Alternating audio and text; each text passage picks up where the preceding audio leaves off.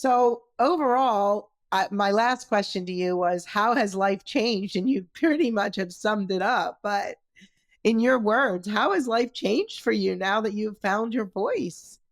Yeah, like I said, it's just who I am now. It's part of life.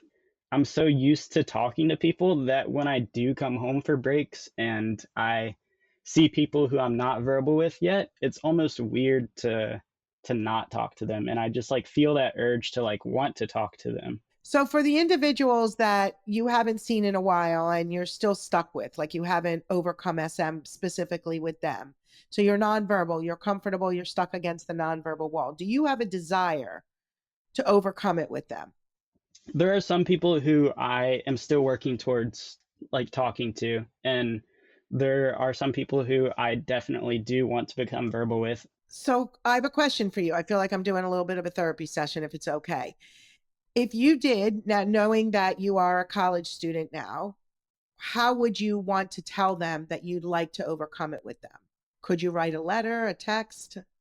What I usually do is reach out to the person over text, and I've done this so many times in the past where I've started talking to people, but I'll reach out to them over text and I'll say something along the lines of, "Hey, I really want to start talking to you, like become verbal with you." And I'll sort of ask them like, "Hey, like would you be willing to like work with me alongside this?" And 100% of the time they're always like, yes, of course, like I would love to work on talking to you. I used to do that much more than I do now because now it's sort of become more efficient because I can just text someone and be like, hey, I'm going to start talking to you when I see you, whether it's me hanging out with them or me just seeing them around wherever.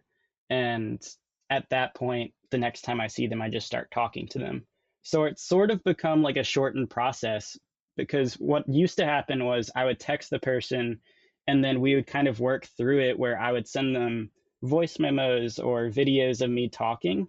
And then ultimately that would work up to me meeting up with them in person and playing a game or just doing a small activity where I would like have a very low intensity level of like saying one word at a time or something like that. And we would sort of like snowball into it, work up to it. But now it's sort of become a much quicker process of, hey, would you mind if I just start talking to you? So what you're describing is what I tell people all the time. You need to have almost like a path, a ritual that you add the people down on the, like, say, the left side. And in your case, it's for you, right? You're not necessarily using the whole RSA anymore, where you're starting with sounds and shaping them into words, which, because what happens is, even for those that use that, you end up cutting out columns.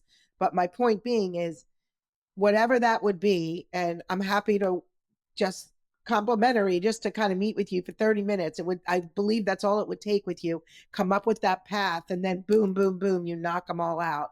You just send your text and you go through it ritualistically. It's all about that, knowing what, when, where, and how. And that gives you the control to know what to do. So that's why I asked you if you wanted to, because I would love to be able to meet with you and kind of come up with that path so you can just knock them out, I call it.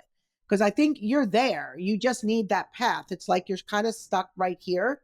And then once you have your path, you'll be able to just, like you did. So you could do it Yeah. if you desire. Like, some people will say, you know what, it's not that important to me. I knew them in the past.